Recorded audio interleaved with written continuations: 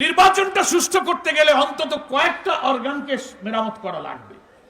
Election commission, police administration, civil administration, judiciary, কনস্টিটিউশনের কিছু জায়গা আছে, অন্তত ৬-৭টা জায়গা আপনি সংস্কার না করে প্রশাসনের রন্ধে রন্ধে ফ্যাসিবাদের দোসররা এখনো ঘাপটি মেরে বসে আছে। এই ওসি, এই এসআই, এই ইউনো, এই ডিসি, এই সচিব রেখে আপনি ভোট করবেন, 14, 18, 24-এর মতো ভোট হবে, তাহলে আমাদের জাতির সমস্ত রক্তদান বৃথা যাবে। তাই আমরা বলেছি, আসুন, সংস্কার নিয়ে কোনো বিতর্কের দরকার নেই।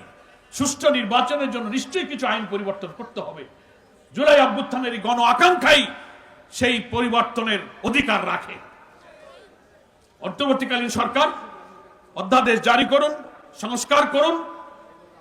গভর্নমেন্ট যে রিফর্ম কমিশনগুলো গঠন করেছিলেন, সব মিলিয়ে 12-13টা রিফর্ম কমিশন, সমস্ত রাজনৈতিক দল, স্টেক হোল্ডারদের কাছে তারা পরামর্শ চেয়েছে।